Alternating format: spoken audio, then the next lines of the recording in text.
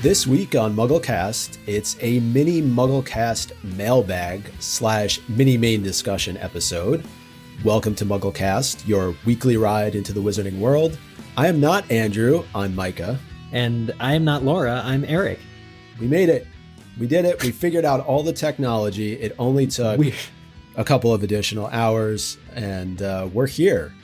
It's just Eric and I this week. We're live, everybody. This is MuggleCast. I think it's probably been a couple hundred episodes since you and I did one of these together. Yeah, I can't remember any specifics, but it's definitely been a while. Of course, our fearless leader, Andrew, is off celebrating his birthday. Happy birthday, Andrew. Happy birthday. And Laura's also off celebrating Andrew's birthday. Yeah, exactly. But we didn't get the invite, so we're here holding down the fort for this, as you said, Micah, mailbag episode. I'm excited for this because when putting this together, we said, no, we don't need to take a week off. We got this. Our mailbag is always overflowing, and no matter how many mails we read. Lots of owls. I feel very privileged to be getting this correspondence, and we're going to read a very large number of emails that we've gotten. Not voicemails, because I can't figure out how to do that yet. There are still some things only Andrew holds the key to on this show, but nevertheless, we did get into our mailbag, and I'm excited to do that, as well as the main discussion we have, a question that you came up with, which I think is excellent. Yeah, I may have borrowed it from Andrew, but that's okay. He's not here. But we thought we've spent a lot of time over the last couple of weeks talking about Secrets of Dumbledore. And as we look ahead, we want to know, what does Fantastic Beasts 4 need to be in order to be a satisfying story for fans? Before we jump into all of the Muggle mail, we figured this is where we want to start. I want to have a nice little conversation here. And I want to know, Eric, what do you think, with where Secrets of Dumbledore left us, what story is there to tell beyond what we've already got? Well, just going off the top of my head of questions I would like to see answered, which we've talked about before on the show since seeing the movie, how do Newt and Tina get together? Will they ever get together during these movies? That's something that I think shouldn't just be relegated to, a side story of the next film. I would like to see the core four, the ones that we were introduced to in the first Fantastic Beasts film. I would like none of the core four to take a back seat. And I want to just see their characters. I want to know who these people are, because in movie form, I feel, been done a little bit of a disservice here in fully realizing these characters and their story. So to put it kind of succinctly as I can, movie 4 should be a return to basics. You've got this whole globe-trotting adventure, this whole Grindelwald taking over the World War, which we know will probably have to happen at some point, maybe in the fifth film. For movie 4, I want to see them strip it down, bare bones, just core 4, maybe some Dumbledore, because that's inevitable, and Jude Law is great at it. But I just want to see a character-driven story. And do we feel like that's enough to fill an entire film, though? Because we know there need to be other things that are happening at the same time. We've talked about getting us to 1945. Who knows where we are right now, somewhere in the mid-1930s. We don't necessarily think that they have to stay exactly in line with the timeline, but it would certainly help, given just how much they've been tied to what's been going on in the real world with World War II. So I'm just struggling here to figure out how they're going to fill 2 more movies to get us to a final battle that's going to be satisfying for Potter fans, for fans of the Fantastic Beasts franchise. Well, my big issue is, if there's one weak spot, and there are several, but if there's one weak spot in these films, it's when they try and do too many things, or it's when they try and balance character building with exposition, with whatever the heck is going on with Grindelwald. I think the last 2 movies, Crimes of Grindelwald and Secrets of Dumbledore, have deeply suffered because of the inclusion of some kind of plot that Grindelwald is up to. And even the moments we get with the characters that we love, I'm talking about the core 4, are stripped and very kind of thin, I want to say. Even the greatest moments between Newt and Jacob in this film, any one scene was very short. They were always getting off to something else. And I feel like the movie can't just rest. It can't just sit or be kind of, I want to say, slow at times, because it's always trying to do too much. So this whole having to work in the war, we know that they do, but I just am not looking forward to it. I think it's a recipe for disaster or a recipe for exactly the same type of movie we've seen so far, which isn't good enough. And we do feel like Secrets of Dumbledore was very tidy in its ending in terms of wrapping things up. I mean, there weren't a whole lot of loose ends in terms of the bigger picture. If they did want to end with Secrets of Dumbledore, they certainly could. I think they stopped the gushing flow of more questions than answers, in terms of the plot. They actually tied up some of the loose ends that Crimes of Grindelwald brought up, like the blood pact and everything. So I think by that measure, Secrets of Dumbledore was good. But for a fourth film to really, I don't know about commercial success, because what even is that in the COVID era, right? But in terms of me as a Harry Potter fan of the Wizarding World series and fan of Fantastic Beasts, what would satisfy me in a fourth film is not just ceasing to raise more questions than answering. I want good answers for the questions. I want time spent. I want to be able to experience these characters, not as they're, trying to cross a huge ravine to prevent themselves from falling to their deaths. No, I want to see them hanging out. I want to see them drinking butterbeer or giggle water together, and chatting about their lives or their differences. Not everything has to be one big action scene. And I feel like, perhaps these Harry Potter films, since Deathly Hallows Part 2, first Fantastic Beasts film accepted somehow, miraculously, have just been caught on this action sequence, set piece to set piece kind of thing. And it just doesn't translate for me. Yeah, I think we've talked a lot about how the core four have really been left behind, and we finally got them coming back together at the end of the last movie. So hopefully they be able to build off of that. I think if they're able to leave some of the ancillary characters to the side, that would also be helpful. Because I think, as we've discussed in the past too, there's just too many characters for us to really wrap our heads around when we haven't had a book series as sort of the backdrop to this franchise where we could really get to know a lot of these characters more than we have up until this point.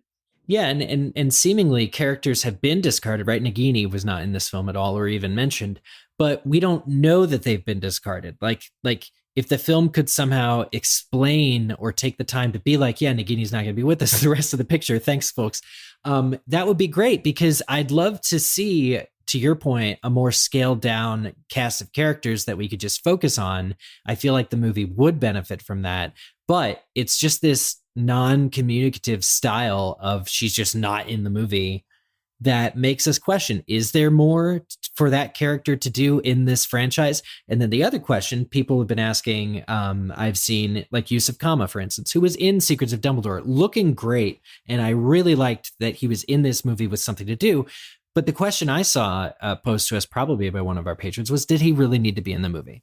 So characters who are getting a plot, like what part of character development was there for Yusuf in this movie, which he's in the whole movie. He's one of the group of like the Sinister Six, are we calling them, that tries to fool Grindelwald. The sexy six. The sexy six. But what ultimately does Yusuf do for the film? What happens in the plot that Yusuf is integral to, that he needed to be there? And the reason I ask that question is, as we're talking about kind of moving characters to the side, and characters like Nagini that just weren't in this film at all, they're also keeping characters that served no function to the overall story. So they could pare it down even more unless there's something that Yusuf has to do in the fourth film or the fifth film that's going to make his inclusion in the third one make more sense. It's just messy, because I miss when it was simpler, and I'm always chasing that dragon of getting back to a Fantastic Beasts film that was just about Beasts being loose in New York City and not about Grindelwald and Dumbledore. But ever since they chose at the end of the first film to head, that direction of this is going to be about the Wizarding War and Dumbledore's defeat of Grindelwald, they've kind of just been locked on this path. And I'm no longer having the sense of enjoyment that I got from the first film in any of the sequels. That's quite a statement. I mean, I might say something here that's a little bit unpopular, but I think part of the reason around keeping Yusuf Khan in the film was for diversity. Right.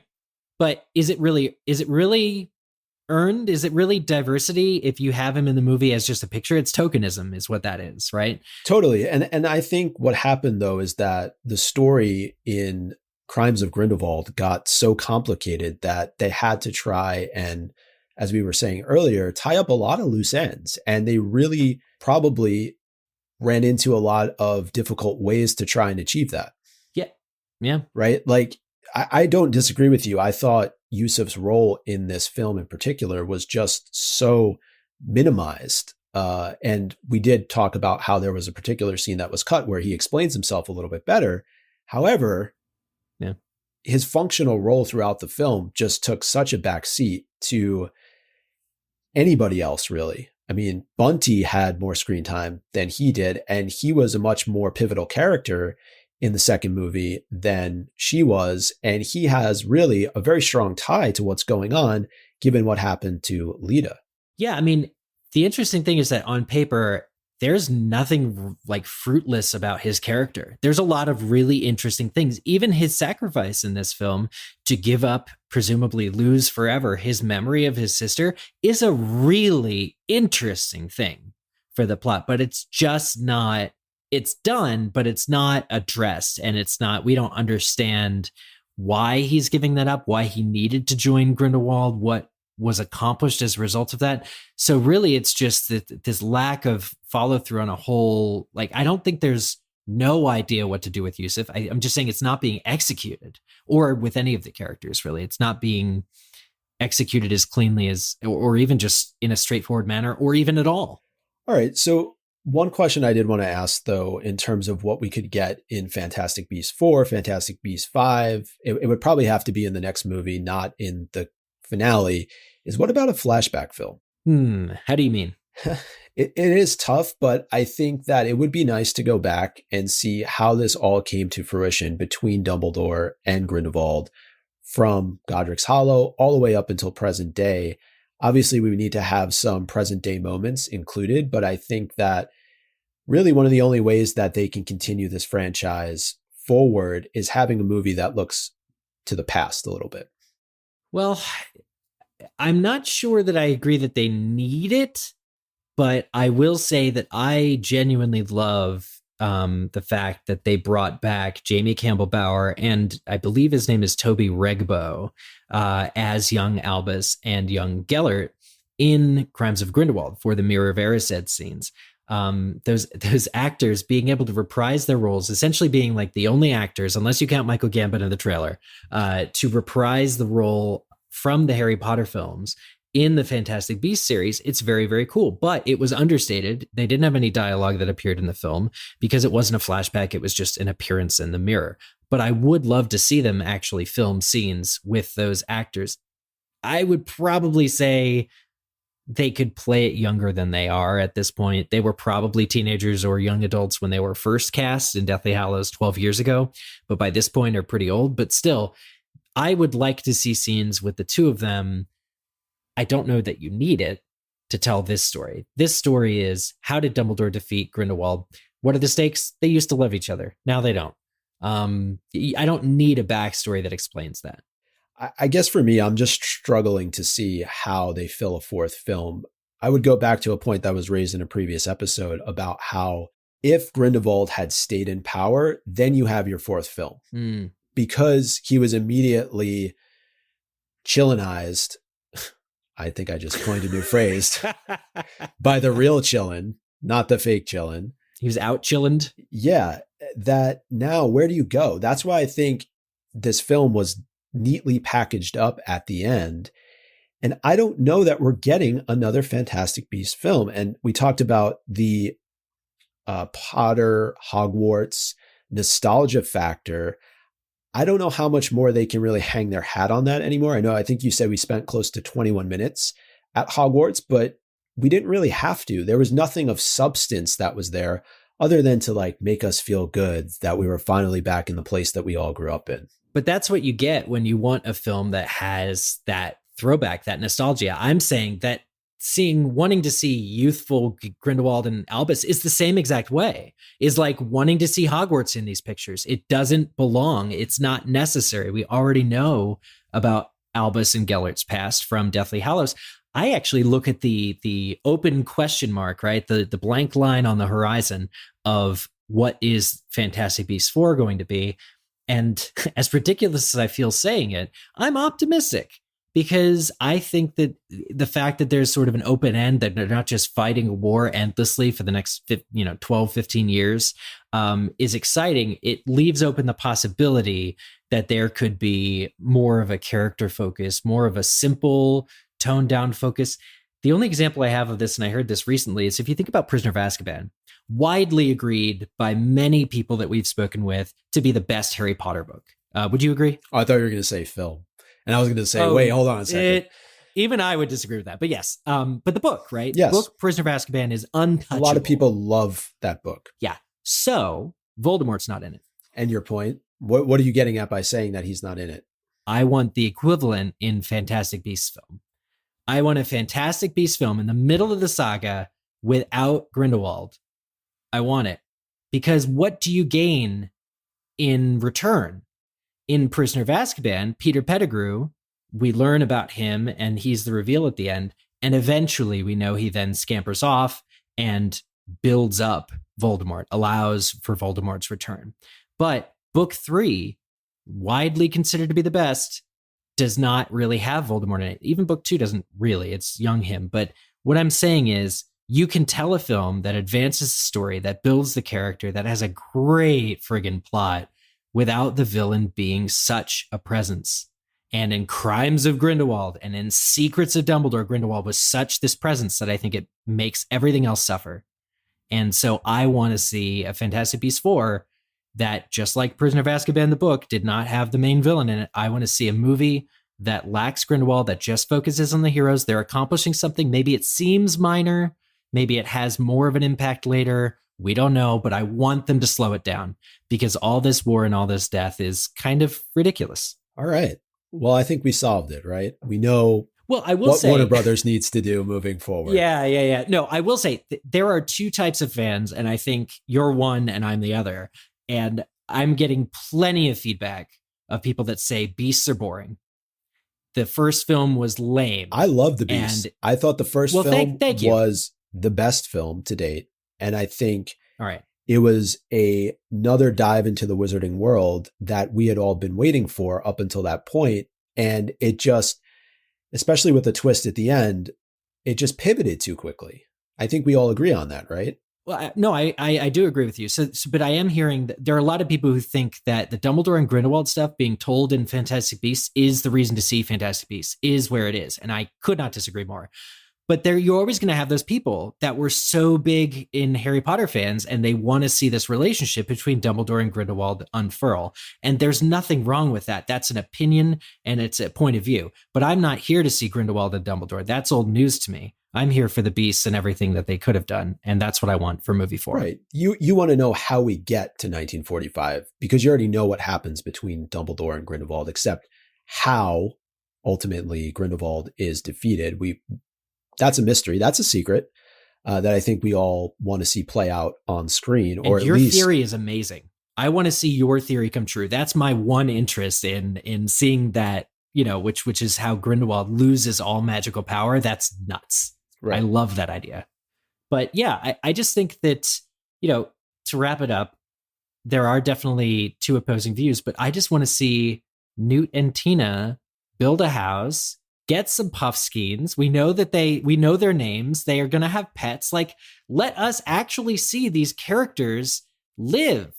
Don't just have them dangling off a cliff with a manticore at the bottom of it and call that character development. Let us show us their downtime, and I will see it. And if the film doesn't make $200 million in opening weekend, I will keep going back to the theater to get that box office draw up, because that's what I want. Downtime.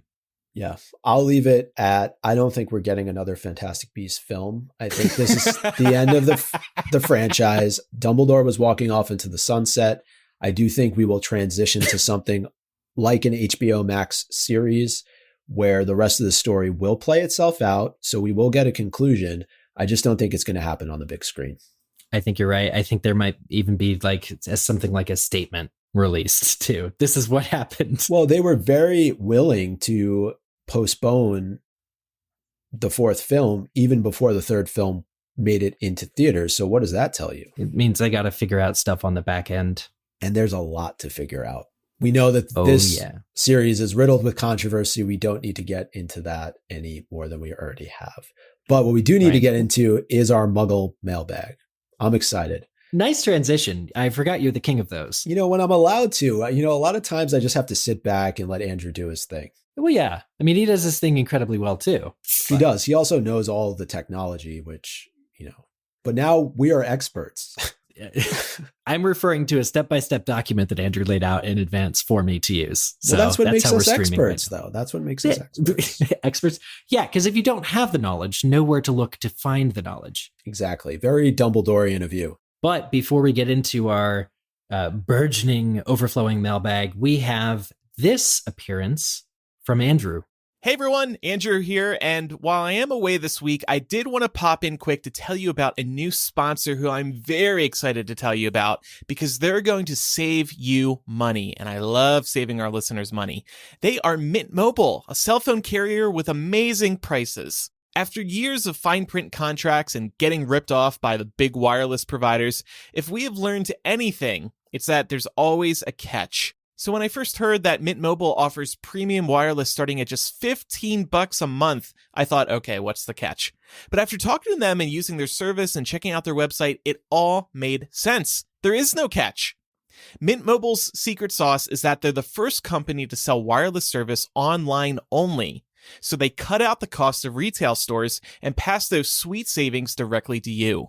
Mint Mobile offers the same level of cell coverage and all the features you've come to expect, like unlimited talk and text, 4G and 5G coverage, and wireless hotspot support. For anyone who hates their phone bill, Mint Mobile offers premium wireless for just $15 a month. For me, that is a fraction of what I've been paying elsewhere, so this was amazing news. Mint Mobile gives you the best rate whether you're buying for one or a family. And at Mint, families start at just 2 lines. All plans come with unlimited talk and text plus high-speed data delivered on the nation's largest 5G network. Use your own phone with any Mint Mobile plan and keep your same phone number along with all your existing contacts. Switch to Mint Mobile and get premium wireless service starting at just $15 a month.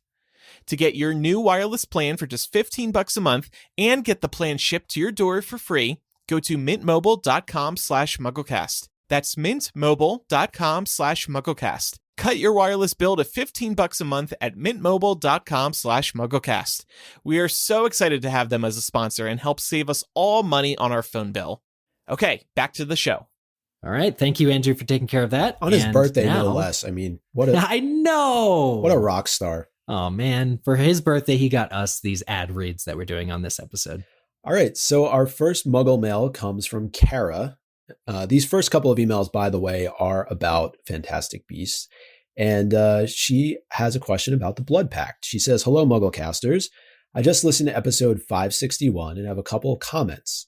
I like the way the Blood Pact was destroyed. Watching the scene, I was thinking that Albus's love for his brother and nephew was greater than his love ever was for Grindelwald, and that was what broke the pact apart.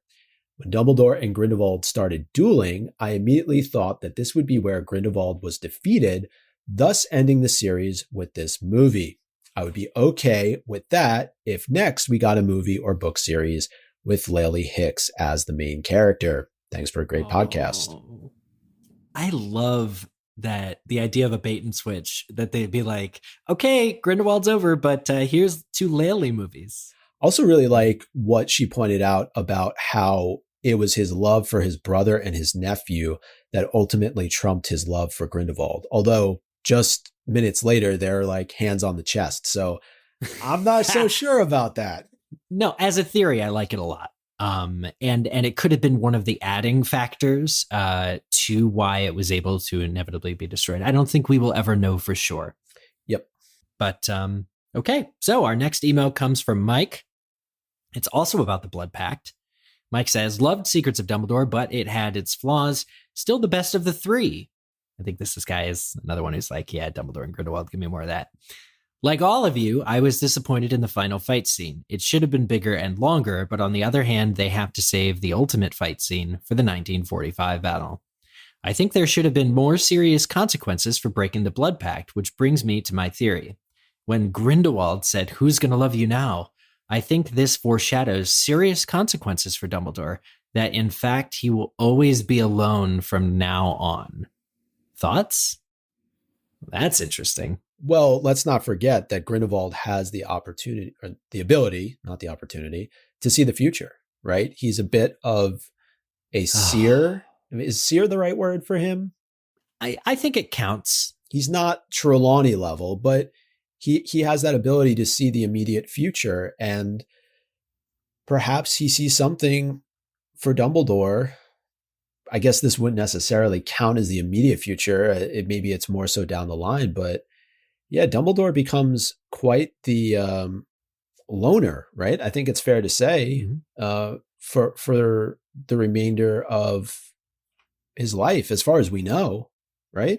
Yeah, I mean, what's the male version of spinster, right?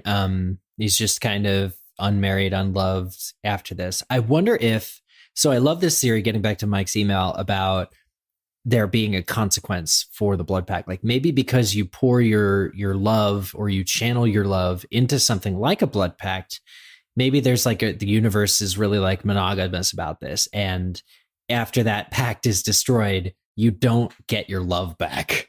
Like your capacity to feel those things for somebody is destroyed. And that could also relate to your eventual Grindelwald theory. Like maybe parts of both of these men are slowly just disappearing or becoming destroyed. Right. And let's not forget that this could be tied back to the very opening scene of the movie where Dumbledore confesses his love for Grindelwald. So this could just be a moment where Grindelwald gets the opportunity to kind of throw it back in Dumbledore's face a bit, right? And that said, though, I agree with you. I really like this theory from Mike. And perhaps Grindelwald does have a little bit of insight into Dumbledore's future, and he sees him being alone, which is really tragic in a way. Dumbledore never, to our knowledge, finds love. Maybe he does at Hogwarts in his job with the students. I think that's fair to say, right? I think he loves his job. I think he loves the students. I think he loves Harry. He says as much in the series. Yeah, I agree with that. I think that Grindelwald doesn't need to have seen the future in order for him to make that comment, and in order for that comment to sting. Because I also read that line as like, kind of, not a dejected boyfriend, but like, oh, if I'm not good enough for you, if I won't love you, who will? As kind of like a sting at the end, like a barb in his remark. But I do love the idea of him having this precognitive sort of insight and or being hindered. I think our listeners are one of the greatest parts of doing this podcast is, your theories are very exciting. Next email comes from Alex, another Fantastic Beast theory. I really like this one. I wonder if these movies are going to have Jude Law's Dumbledore recite the same lines we see Dumbledore yelling in agony after drinking the potion in Half-Blood Prince. Ooh. Using the exact same lines might be some major fan service. I don't think so, but I could see it working. What do you think? Wow, this is really neat. I just got to chill. It depends on when that occurred, because wasn't it, doesn't he say things like hurt me, not them, and I'm the one you want? And I kind of think that the theory is that he was reliving the moment of his sister's death. So if he does say those lines, and if it's Jude Law, or in this case, Toby Regbo might say them, how we would get kind of confirmation about the circumstance and the context of when they occurred. Right. So the them is referring to both Ariana and Aberforth, presumably. And right. I do think we probably missed the opportunity for that when Jude Law's Dumbledore explains to Newt what happened to Ariana, that in fact she was an Obscurus. I think that just kind of, I don't know that we're going to get that opportunity to go back and see that moment again. I think we got an explanation as opposed to a flashback. Yeah, I think you're right. I think that may have replaced it. He did. The quote is, "Don't hurt them, please hurt me instead." So I think somebody, probably Grindelwald, is threatening his family. And Dumbledore had to step in. So the event itself is in the past. I would say our likelihood of seeing it is in one of those flashbacks that you really want for movie 4 or 5. Here's a email from Ashley. She writes, I wanted to ask how the panel would approach a conversation where somebody's main issue with the film Secrets of Dumbledore is that it was too gay. In my opinion, it wasn't gay enough. When I saw somebody I know say this, I finally understood Harry's chess monster from the books because mine was ready to pop out alien style. There's lots of things to kind of pick on this film for, but the very little blatantly gay moments we get are not it. Get me out of this Bible-beating hell I live in called Oklahoma. Well, Ashley, I've discussed this with Micah before the episode, and we're going to be sending you 2 one-way tickets out of Oklahoma to Chicago. It's a very blue city. Write us with your message, and we'll cover all your moving expenses. Just kidding. We can't help you there, but we can help you in terms of giving advice. I think that this is a tough situation. How could somebody think, right, that Secrets of Dumbledore is too gay? I don't know that you and I are the best people positioned to answer this question. However, we can take a shot at it. I don't know. Like, I don't go into a movie wondering whether or not it's going to be to this or to that. I think that this was part of the story, right? Dumbledore's love for Grindelwald, Grindelwald's potential love for Dumbledore. It clearly impacted how this entire series was going to play itself out. I personally didn't feel like I was being hit over the head with a movie that was too gay.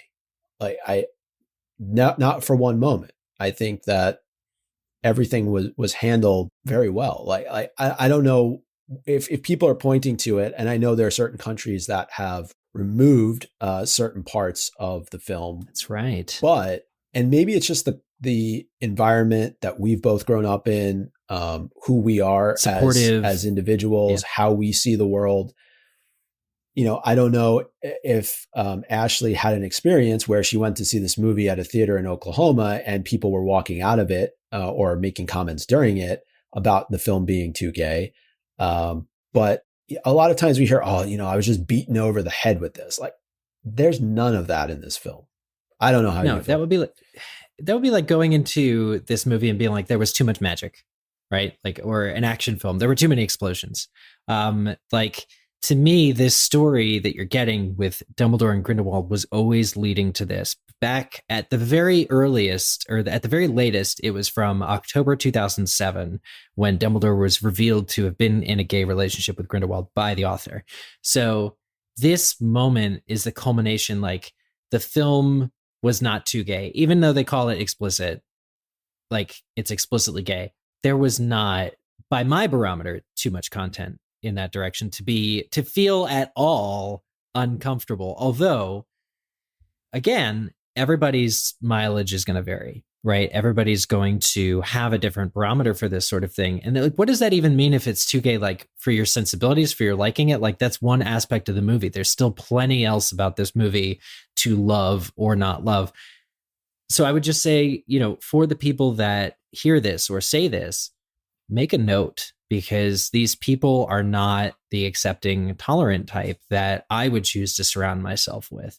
And maybe you don't have a choice. Maybe it's a geopolitical thing, like you're suggesting, Ashley. But, you know, it's very difficult to approach this subject where somebody is not attuned to or accustomed or comfortable with seeing a lifestyle that is a very much accepted and existing, real, valid lifestyle. It's kind of a shame. I think the way to look at it is you have a man who's being open and honest about his feelings towards somebody else. And I think that, as we talked about, it's a really important point in terms of how he felt about this other person, because it informs his actions. It informed his actions previously. And he, I think, really did need to confront Grindelwald in the way that he did in the opening scene to make it clear that why all of this is happening around not just him, but Newt and everybody else, is because of how he feels still, probably, we see it at the end of the film, towards Grindelwald. And he's just being open and honest about his feelings. And I don't see that as being too anything. He's just being honest. That's a great point too. And yeah, I mean, honesty, open, emotional vulnerability. I think maybe that's what might have upset this person, that they're seeing a male hero in Dumbledore that is emotionally open and honest. And I think too many boys are taught that that's not cool to be open and honest. And you don't have to be gay to be open and honest. I think that Dumbledore, as a gay icon and one who has close relationships with men but loves the baddest boy of the lot, is a very interesting and sympathetic character that I don't blame this film for focusing on. And in fact, much as I say about Dumbledore and Grindelwald being part of this other saga, my feelings toward it, I loved Jude Law in this film, and I loved Dumbledore in this film, and his Mads confidence too, and how he responded. And Mads. Yeah, everybody in this film was fantastic. And I think that Dumbledore and Grindelwald, Mads and Jude Law played it very well. So, you know, if somebody's seeing this movie and saying it was too gay, don't show them Moonlight. And you know, I would seriously consider who I go to see movies to. It's not like Dumbledore and Grindelwald were making out every, you know, opportunity they were on screen together. I don't agree with this take at all. I hope that we helped, Ashley. I know that we weren't, having to defend ourselves during this moment, but even if they were making out, people make out. Deal with it. People make out. All right. Oh, wow. This next email, need a drink after this. Okay. From Anne Katrine on Dumbledore planning the assassin attempt. She says, "Hi, MuggleCast. Thank you for your show. I just listened to the last episode about Eulalie Hicks and I have a few things to add to your discussion about why she was paired with Jacob for the candidate dinner. You agree that Dumbledore sends Eulalie because she's a very powerful witch in defensive magic. In the scene, Dumbledore says that he believes there will be an assassin attempt and that Eulalie has good defensive magical skills and therefore should go. So you're right. However, Dumbledore does not give a reason for sending Jacob, so why do they have to go together? And why does Dumbledore think there will be an assassin attempt? I have a suggestion. Dumbledore wants Queenie back on his side for good reasons. It is too dangerous to have a powerful legilimens like her working for Grindelwald. Dumbledore is plotting to win her back, and this plan involves using Jacob. Dumbledore knows that Queenie will go with Grindelwald to the candidate dinner. Jacob and Queenie will therefore see each other, which might help Queenie be reminded of how much she misses Jacob. However, Dumbledore knows that this situation also implies a great risk. Seeing Queenie with Grindelwald might provoke Jacob, and he might end up doing something stupid, especially now provided with a wand. Maybe Dumbledore even wants Jacob to make an assassin attempt because it signals very clearly to Queenie that he wants her back and is willing to fight for it, thereby winning her trust. Obviously, to make this plan work, Dumbledore knows that Jacob needs some protection. Therefore, he's paired with Eulalie. Once again, we see the Dumbledore we know so well, manipulating, withholding his intentions, and putting friends at risk. However, impressively clever. Hugs from Anne. She also has a PS. Thank you for your character discussions. They're my favorite episodes. I hope you'll do one about Grindelwald soon. I think we know much more about his persona after watching The Secrets of Dumbledore.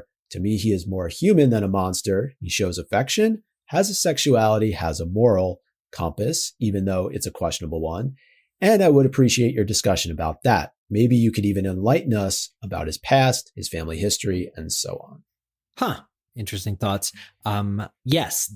So Dumbledore planned the assassin attempt, kind of. Yeah, sort of. like he's spoken into being by being like, hey, I hear there's going to be an assassination attempt. And then when the characters get there at the 11th hour, they're like, oh, it's us. Yeah, I think that it's weird because it runs contradictory to what Dumbledore says of Jacob, you know, his pure heart, and he's got so much love and his capacity, and he shouldn't be shying away from that. While at the same time, he presumably sent him to go kill his buddy. So, you know, it's like, is somebody who's pure of heart going to just immediately go into an assassination? And is what we saw Grindelwald doing, or what we saw Jacob doing with Grindelwald, an assassination attempt? I don't even think it qualifies if it weren't for Eulalie, who, you know, made it look as though he was actually casting a spell. Yeah, I think it was all just a matter of convenience, because it's Grindelwald who claims Jacob to be the assassin, right? Yeah. It's hard to know because then Dumbledore would need to be in Grindelwald's mind, which they've obviously spent a lot of time together. They know each other intimately. Take that as you will. But what I mean is maybe he anticipated how Grindelwald was going to respond. And so that's a lot of just dumb luck. And I think that's the same kind of luck, though, that he hopes to get with the whole plan that he puts into motion with Snape and Harry at the end of Deathly Hallows. So luck certainly plays a part into all this. Whether or not he really anticipated Jacob as an assassin, I don't know. I have a hard time believing it. It's very well thought through, though.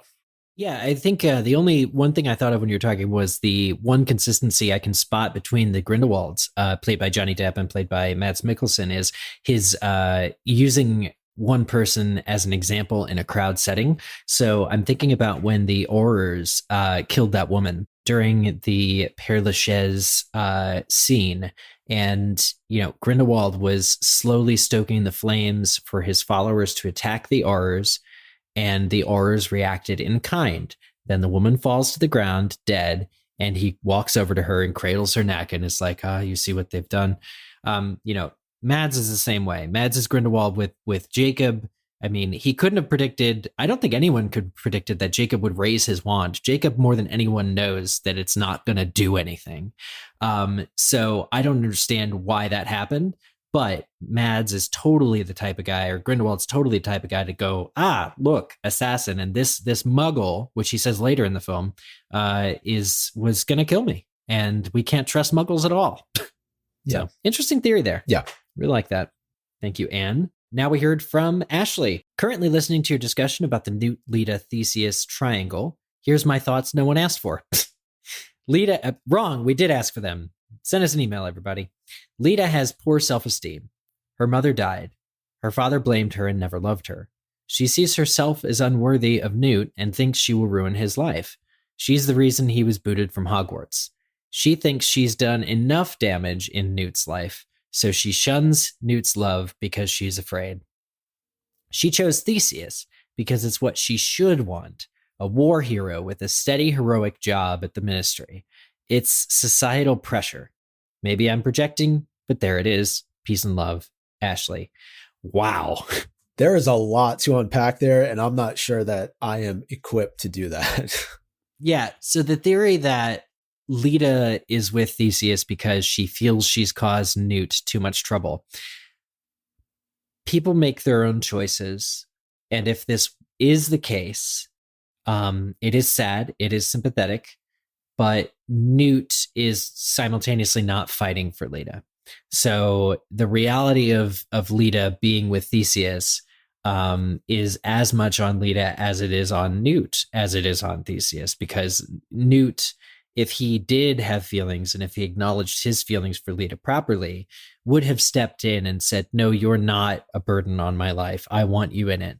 And, kind of gone from there. And as far as Theseus is concerned, Theseus shouldn't feel bad that Leta is under this theory, making him the second choice. You should fight for not being anyone's second choice. But ultimately, he as well is choosing to be in a relationship with this person who has had a relationship or history with his brother. And so the weirdness there is also partly on him, because I think everyone knows what everyone knows, and he's choosing that as well. Yeah, that's certainly interesting, putting it back on Newt a little bit as well, as opposed to having so much focus of this be on Leta, because I agree with you. If Newt was just a little bit less awkward, and I say that as an awkward person myself, but we see it in how he interacts with Tina in the Fantastic Beasts franchise, perhaps this would have all played out a bit differently. You got to fight for what you love. And in those moments where you're feeling down and you're not feeling worthy of somebody else's love, it's that person has an opportunity to show you that they care. And a hero in the traditional sense would take the time to do that. And Newt has a lot else going on. And so that's why I think he never stepped forward and insisted on a relationship with Leta. So good theory, though. I like this characterization a lot. I think it rings true because it, of course, comes from a place of self-reflection, as Ashley said. Next email is from Sky, who is age 12. And this is about the best example from every house. Hi, MuggleCast. My screen name is Sky. Okay. Screen names. That's a throwback. And I am a proud... Yeah. Does Instant Messenger even exist anymore? What's your... I don't think... I'm going to try and download it. When is this email from? Sirius Black 2007? Okay, this was not one of our vintage. I didn't add one of the vintage mails to the episode, right. But it could have been because they talk about screen names. All right. Well, Sky is a proud Raven Puff. So a nice blend of the two of us, Eric. She is 12 years old and been listening for about a year. Her favorite book is Deathly Hallows and movie Sorcerer's Stone. An idea for a Muggle Mail discussion or episode is who is the best and worst representation for each house? I think it's a cool topic because there are many different characters that could be the best or worst representation. Thanks for reading. Hope you have a great day or night.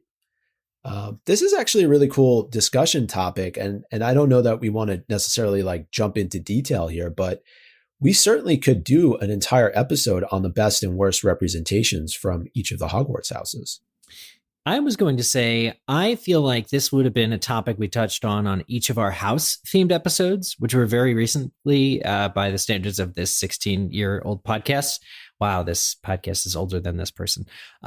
So I would say those recent episodes, because I think when talking about Ravenclaw, certainly we would have talked about the various types of Ravenclaw, because there's the Luna Ravenclaw, and then there's like the Lockhart, Quirrell. You know, yeah. All the baddies. So who knew? In terms of all the baddies are Ravenclaws, we know this for a fact. So but I was thinking quickly off the top of our head, the best example, I would say, in terms of being the chivalrous Gryffindor or the kind Hufflepuff, right?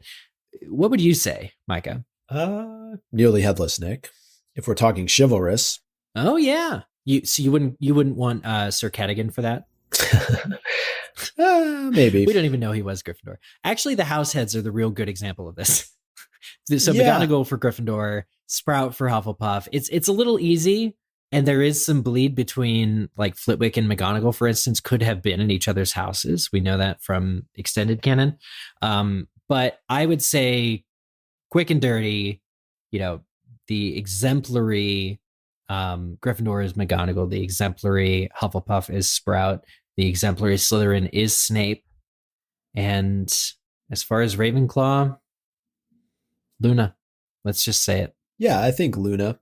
I don't think we get enough Flitwick to really make him the exemplary. I think we're giving Luna for a reason. And Luna is vastly intelligent and extremely underrated in her intelligence factor, just because everybody sees the upside down Quibbler when they think of her in their mind's eye. At least I do. But she's very, very smart as well. Yeah, agreed. Glad we agree.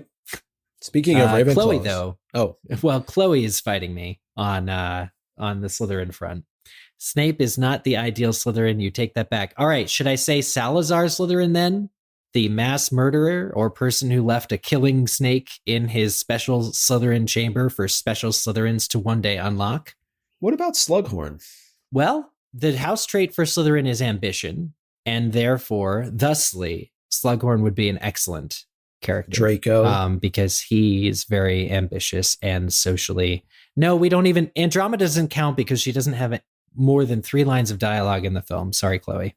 Or in the books. I like Draco as a choice as well. Yeah, we'll go with that. All right. Okay, here's an email from Justin. Your typical Ravenclaw on Fox Feather. Hey, MuggleCast, I've heard this theory running around. Wanted to get your thoughts. We see a phoenix throughout the trailers for Secrets of Dumbledore, which we assume to be Fawkes. Given the timeline, will we see Albus give 2 of Fawkes's feathers to Ollivander to create Tom Riddle's wand and Harry's wand? Given what we know, Voldemort starts school around 1938, and this movie takes place before the beginning of World War II, which began in 1939. It only makes sense that this would be the only time that these 2 wands could have been made. Thanks for providing my weekly escape from the Muggle world. I love this. There's your Fantastic Beasts 4 storyline. That's what happens. It's all about Albus takes Newt aside and is like, Newt, you've got to get this to London. I'm not allowed in London, but you've got to get this to Garrick Ollivander. And it's this pouch that is revealed at the end of the film to be 2 feathers from Fawkes, who he's not even in possession of at this time. So there's a little bit of a plot there that needs to happen. I agree. Newt needs to track down Fawkes and get the phoenix feathers, and then Dumbledore takes it from there. No, not compelling. I think it's good. I think it's as good as anyone. You like it. I think it's good. I think it's totally serviceable. Okay, before we continue with the last remaining emails, we're going to jump on over to Andrew once again with our ad. Andrew hopping in again to let you know that this week's episode is sponsored by BetterHelp, who provide therapy online. Life can be overwhelming, and many people are burned out without even knowing it. Symptoms can include lack of motivation, feeling helpless or trapped, detachment, fatigue, and more. Burnout can happen when you work too much, so it's important to take breaks and keep your brain in check when you can. I'm off the show this week and taking what I think is my first absence from MuggleCast in 2 years, setting aside our holiday breaks. So yeah, I was due for a break. And breaks like this one for me this week helped me come back feeling recharged, refreshed, and ready to podcast again. Taking care of yourself is so important for your long-term success in both your work and personal life. And while we do associate burnout with work a lot of the time, that's not the only cause. Any of our roles in life can lead us to feel burned out, and BetterHelp Online Therapy wants to remind you to prioritize yourself. Talking with someone can help you figure out what's causing stress in your life, and they'll give you actionable steps to take care of the problems. What I love about using BetterHelp for therapy is my therapist is always a tap away on my phone. I can write them a message anytime or schedule a meeting easily, and before I know it, I'll be able to meet with them from wherever I may be. BetterHelp is customized online therapy that offers video, phone, and even live chat sessions with your therapist, so you don't have to see anyone on camera if you don't want to. It is much more affordable than in-person therapy, and you can be matched with a therapist in under 48 hours. MuggleCast listeners get 10% off their first month at betterhelp.com/MuggleCast. That's betterhelp.com/MuggleCast. We have links to both of today's sponsors in the show notes as well. Okay, time to go back to the show. Thanks, Andrew. And let's get to the next email. Yeah, the next email is from Becky, who says, where did Dumbledore go in Order of the Phoenix? And I think we may have talked about this a bit when we did our chapter by chapter segment. But Becky was rereading Order of the Phoenix, chapter 28, and listening to our episode on the next chapter, and she started to wonder where Dumbledore went after he vanished with Fawkes. What if he left the office but returned as soon as they shut the door? He never said where he was off to, and I guess being in his office might not count as hiding. Do you think he was in there all that time and cackled to himself every time Umbridge tried to get in? Possibly. I do like to think that Dumbledore has like a ring camera or like a video, and he posts it at the gargoyle. So when you try and enter an incorrect password, you can just like pop up and see people guessing the wrong thing. I genuinely don't know. This is one of the questions that I'm most interested in knowing the answer to. It has next to no relevance to the plot of any of the other books or films, but it's one of those curiosities because he's not shown to be anywhere in particular. And yet the Order does get him when he's needed for the Ministry, but that's months later. Right. I would think maybe he's got a summer home. Yeah, he's probably got a couple of hideouts. He could have gone to Grimmauld Place at this time, right? Where we are in terms of the timeline. Maybe he used one of Sirius's old hideouts, that he corresponds with Harry from. But I got to think, with all of the connections that this man has all over the world, he was probably in a safe space just figuring out what's next. Wasn't there some joke somewhere about him going somewhere tropical and having like sunscreen on his nose and like scabby knees? I think he just took a vacation. Much well deserved. A vacation. Yeah, very well deserved. So this next email comes from Molly. I like this one. Hi, MuggleCasters. I am rereading Deathly Hallows, and I have an important question. When everyone ends up at Shell Cottage, Harry and Ron talk with Ollivander about the wands they won at Malfoy Manor. Ollivander says the following, quote, "Oh yes, If you are any wizard at all, you will be able to channel your magic through almost any instrument. The best results, however, must always come where there is the strongest affinity between wizard and wand. These connections are complex, an initial attraction, and then a mutual quest for experience, the wand learning from the wizard, and the wizard from the wand.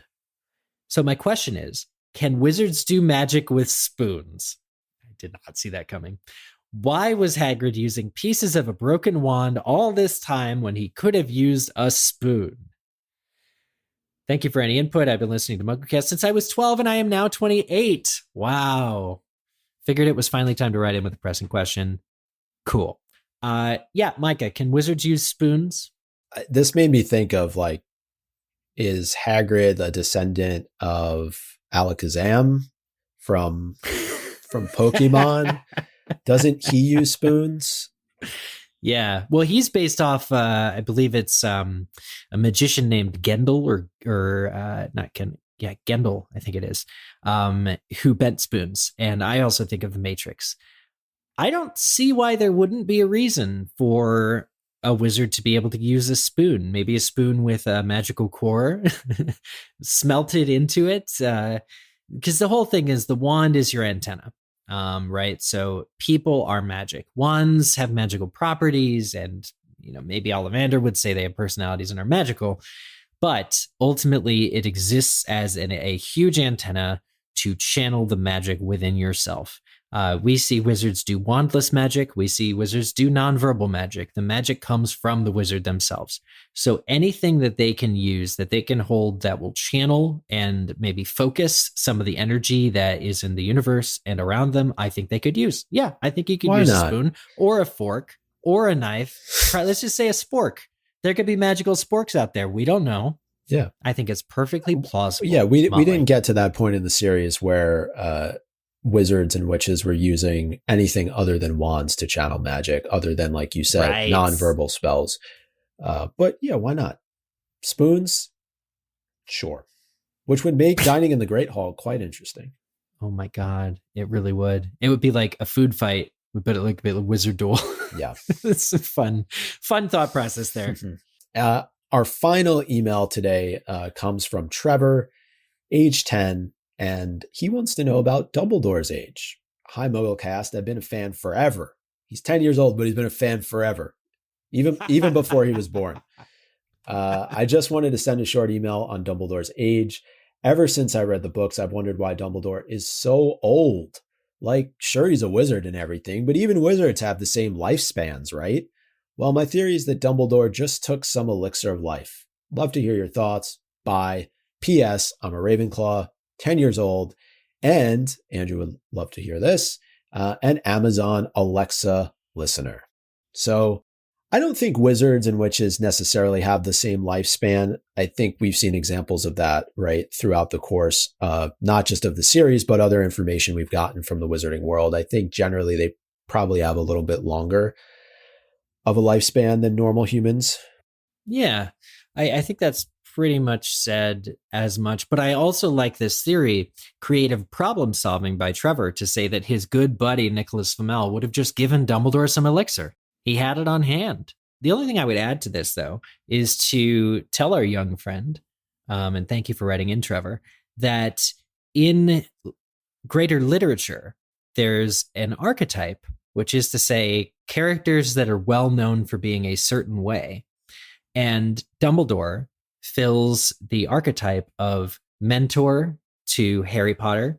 And usually, especially in fantasy books, the mentor character or archetype is an older than dirt wizard with long white hair.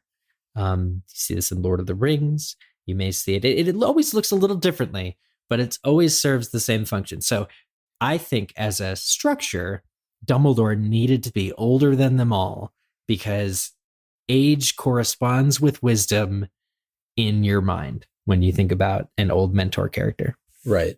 Think of like a Merlin or a Yoda. Yeah, Merlin, for instance. How old was Yoda? He had to be pretty old. 800. Oh, I want to say. Okay. It's either 6 or 8. I mean, when No, there's that line. It was like, when 800 years old you turn, look as good you will not. Compared to Yoda, Dumbledore's like a teenager. Yeah, basically. He worked out a lot. He was big into like goat yoga and huge into goat yoga. Yeah, he hydrates a lot. I see him as like a big biker too. I could see him getting out and like, cycling around the Hogwarts grounds, maybe Peloton. He would definitely be a Peloton. I had that one teacher. Mine was a choir teacher, but I had that teacher that biked both ways to school from like home for like several miles every morning. So like he'd always get to school at like 7 a.m. because he left his house at like 5:30 and biked 8 miles. That's Dumbledore. Dumbledore bikes to Hogwarts in his youth, I think. I see it. From the Hollow. Man, have we done it? Have we reached our final email, we have. Micah? We made it all the way through the Muggle Mailbag. What a wonderful... This has been a lot of fun. It has. Like for me, I was not really worried that we could do it, but it's been a blast. So we're going to close the book on this week's mailbag with this email from Izzy. Izzy says, so I was wondering when I was listening to your episodes, I thought to myself, so we know that Voldemort is part snake, right? Well, he has his pet snake, Nagini. And I was wondering if Voldemort could possibly be related to Nagini or the Basilisk. I know it's a crazy theory, but it could be a possibility because we don't know who Tom Riddle's parents were. So could one of them be a snake? This is just an idea rattling around in my head. Rattle. Would love to know what you think. Some emails sometimes stump me, I will admit. Is Voldemort related to a snake? Well, I think if we trace his lineage back far enough all the way to Slytherin, then perhaps there is somewhere in his heritage a tie to a snake. But I think for his parents, we know who his parents are, Merope Gaunt and Tom Riddle Sr., and nothing that we know about them would suggest that they have an affliction like Nagini. It's a little bit hard to draw those connections to either Nagini or the Basilisk. I mean, the Basilisk was Slytherin's monster who he commanded because of just that strong connection that he had to snakes. And so this one's a little hard for me. That's what I think is at play here most of all, is the correlation of Slytherin to snakes. So Voldemort in particular, modified his physical appearance in later life after he left Hogwarts to look, we assume, as snake-like as possible. Maybe that wasn't the goal. Maybe it was the result of whatever he was trying to do. But red slits for eyes, forked tongue, we assume, the lack of a nose appearance on adult Tom Riddle, aka Voldemort, is very snake-like.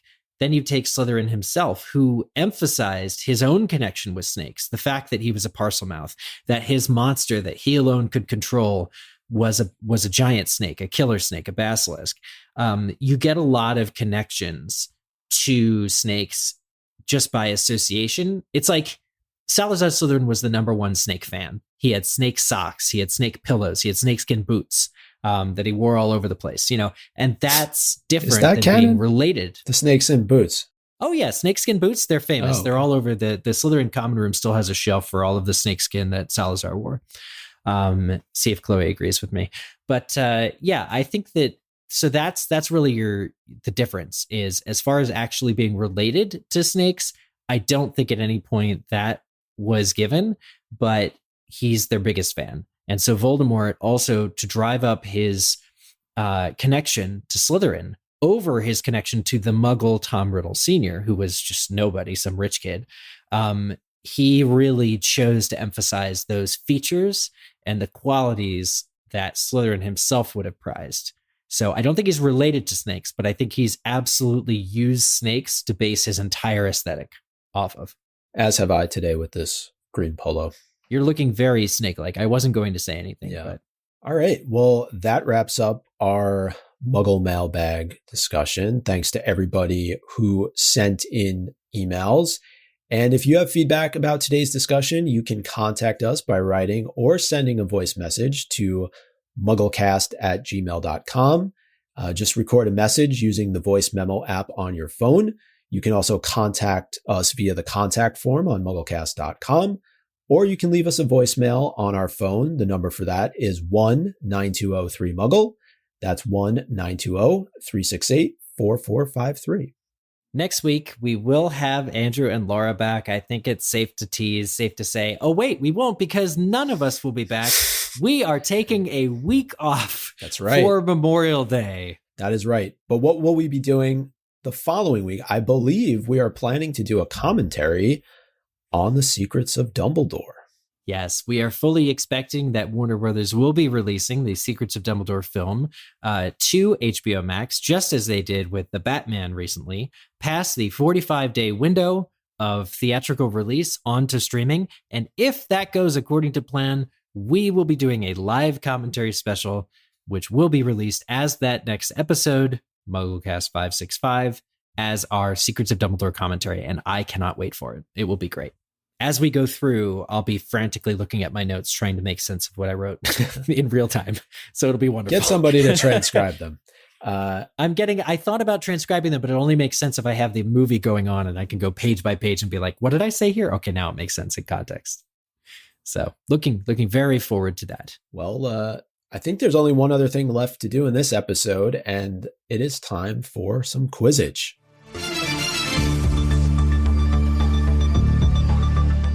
Last week's question, what did first-year charm students do for their end-of-year exam? And the correct answer was that they had to make a pineapple dance across the desk, or tap dance in some cases. Congratulations to those who have sent the correct answer, including Boat Truck Ol, Yes Another Weasley, Every Day I'm Hufflin', Bang Ended Scoot, Legalize Gillyweed, Yusuf, Chameleon, Happy Birthday Andrew, Jessica, Your Friendly Neighborhood Slytherin, and a small glass of gilded water left on the table at the Leaky Cauldron was a lost packet of Drubal's best going gum, but felt a change might be good. The names did not disappoint this week, Micah. No, though I'm kind of disappointed that somebody stole my chameleon name. I have to have words with that person. It's time for next week's Quizzage question. During the cave scene, what does Dumbledore toast when he's about to drink the potion? And submit your answer to us via the MuggleCast website, mugglecast.com/Quizzage, or go to the MuggleCast website, click on Quizzage in the nav bar, and submit via the form that you find there. Just a few other friendly reminders before we wrap up here. Make sure you're following MuggleCast for free in your favorite podcasting app. Leave us a review if they let you. I don't know why they wouldn't. Also, don't forget to follow us on social media. Our username is MuggleCast on Instagram, Facebook, and Twitter, and TikTok. I don't know why they left TikTok out. Shout out to Chloe for getting us on TikTok. We're doing great. It's great work. Follow us on all the socials. You know where to find us, at MuggleCast. Do it. But this has been a lot of fun, like you said, Eric. And don't forget, as you pointed out, we are off next week. We will be back the following week. Assuming Secrets of Dumbledore is released on HBO Max, we will have our commentary as episode 565. Thanks, everybody, for listening. I'm Micah, not Andrew. I'm Eric, not Laura. Bye, everybody. Bye.